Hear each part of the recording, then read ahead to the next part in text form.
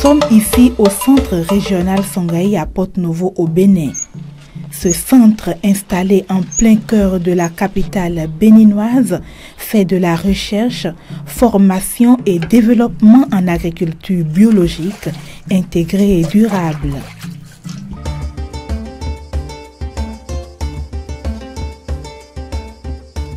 Ici, les grillons ont aussi leur place. En effet, depuis bientôt 2 ans, le centre Songaï s'investit dans l'entomoculture, la culture des insectes comestibles.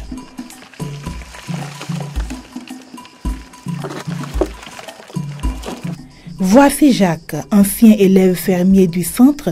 Il tient désormais les rênes de la section entomoculture. Nous sommes ici à la section entomoculture du centre Songaï. Ce cadre a été choisi parce que l'élevage des insectes, comme toute autre volaille, répond à certaines normes techniques, à savoir, il faut que le milieu soit ombragé, à l'abri de la pluie et éloigné des habitations.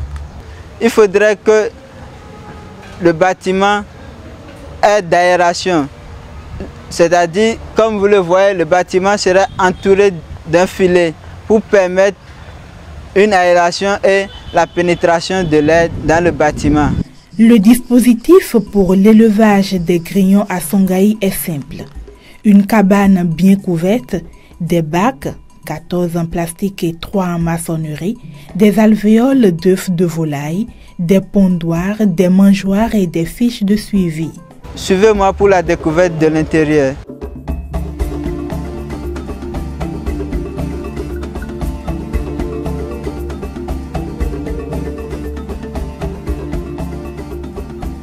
Voici l'intérieur du bâtiment d'élevage. Nous avions commencé l'élevage avec 10 grillons. Cette bande est la bande des reproducteurs. Elle est composée de 3 compartiments. Ça, c'est l'exemple d'un compartiment. C'est l'exemple d'un compartiment. C'est rien que des reproducteurs qui sont à l'intérieur. Ici, nous avions 14 bacs en plastique.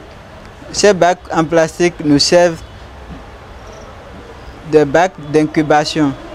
C'est-à-dire, après la ponte, nous déplaçons des pondoirs pour ces bacs où l'éclosion a lieu. Après 3 semaines, nous allons les transférer dans les grands bacs en construction de briques. À son arrivée chaque matin, Jacques vérifie si des prédateurs n'ont pas envahi les enceintes, si les grillons ont bien mangé le repas qui leur a été servi la veille et le taux de ponte des femelles. Ici, nous sommes au niveau d'une bac d'engraissement. À l'intérieur, vous allez retrouver les feuilles qui ont été servies à moins d'1 heure. Et à présent, vous voyez le comportement des grillons. Vous voyez que toutes ces feuilles ont été sauvagement dévorées par des grillons. Les coupelles que vous voyez à l'intérieur sont des mangeoires. C'est les mangeoires des grillons. C'est dans ça que nous servons l'aliment, c'est-à-dire le complément alimentaire fabriqué dans le centre, composé du touto de soja, de la farine de moringa et des résidus de pain. Ici, ce sont des pondoirs. Actuellement, ce sont des pondoirs que je dois incuber. Voici des œufs. Ce sont ces œufs que vous voyez de petite granulométrie ressemblant au grain de riz.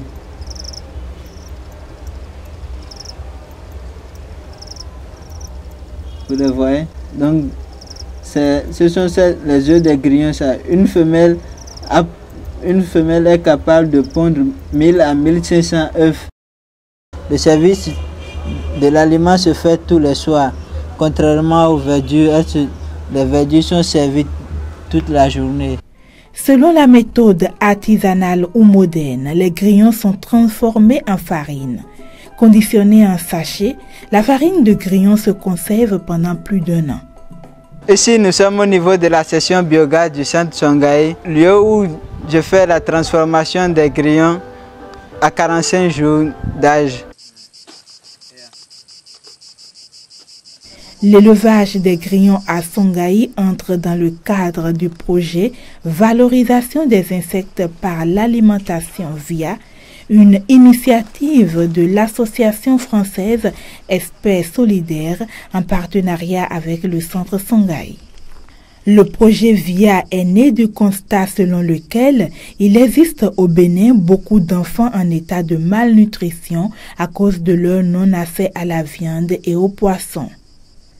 Ainsi, ce projet va se poursuivre avec l'extension de l'élevage et des outils de transformation, aussi bien sur le site de Wando à Porte-Nouveau que sur les autres sites Songaï au Bénin.